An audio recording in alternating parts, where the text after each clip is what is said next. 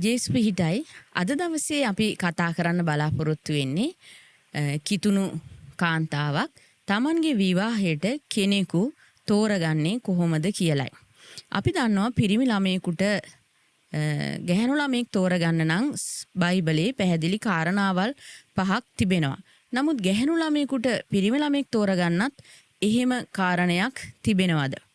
පිරිමි ළමයෙකුට ගැහැණු ළමයෙක් තෝරගන්න අපි ආදම්ගේ චරිතයෙන් තමයි ආදර්ශයක් ගන්නෙ. දෙවියන් වහන්සේ හොඳ ගැහැණු ළමයෙක් ආදම්ට සපයා දෙන පිණිස ආදම්ව යම් කිසි සුදුසුකම් මට්ටම් 5ක් ඔහු තුල සම්පූර්ණ කළා. ඒක තමයි ආදම් වැඩ කරන්න පුළුවන් මිනිහෙක් වෙලා හිටියා. ඒ වගේම ආදම් කාන්තාවක්ව ආරක්ෂා කරන්න පුළුවන් හොඳ පෞරුෂයෙන් යුතු කෙනෙක් වෙලා හිටියා. ඒ වගේම ආදම් කාන්තාවකට දේවල් පැහැදිලි කරලා දෙන්න පුළුවන් උගත්කමකින් යුක්ත කෙනෙක් වෙලා හිටියා. ඒ වගේම ආදම් වගා කරන යම් දෙයක් උපදව ගන්න පුළුවන් කෙනෙක් වෙලා හිටියා. ඒ වගේම ආදම් දෙවියන් වහන්සේගේ අභිමුඛයේ හිටියා. මේ කාරණා පහ තුල ආදම් සම්පූර්ණ වෙනකොට ආදම් ඒ ස්ථානයේ ඉන්න අවස්ථාවේදී දැක්කා Tamanට හරියන ගැහැණු ළමයා කවුද කියලා. ඒ වගේ පිරිමි ළමෙක් මේ කාරණා පහ තුල සම්පූර්ණ වෙනකොට බොහෝ ගැහැණු ළමුන් අතරේ Tamanට අයිති ගැහැණු ළමයා කවුද කියලා තෝරගන්න පිරිමි ළමයෙකුට අවස්ථාව තිබෙනවා. ඉතින් ගැහැණු ළමයෙකුටත් මෙහෙම අවස්ථාවක් තිබෙනවද?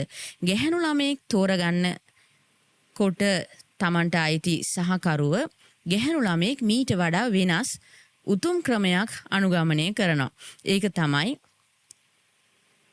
ගැහැණු ළමයෙකුව යම් කිසි පිරිමි ළමයි කිහිප දෙනෙකු විසින් තෝරාගෙන තිබෙන අවස්ථාවකදී ඒ කියන්නේ ඒ ගැහැණු ළමයාට යෝජනාවල් කිහිපයක් ඇවිත් තිබෙන අතරේදී අන්න ඒ යෝජනාවල් අතරින් එකක් තමයි ඒ ගැහැණු දරුවා තෝරා ගන්න අවශ්‍ය වෙන්නේ.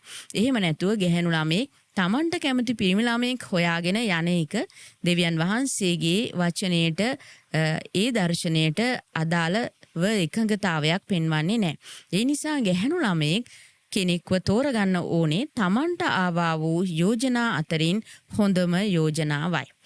එහෙම හොඳම යෝජනාව තෝරා ගන්නකොට ඒ පිරිමි ළමයාත් Tamanට අයිති හොඳම කෙනා තෝරගෙන ඉන්නේ.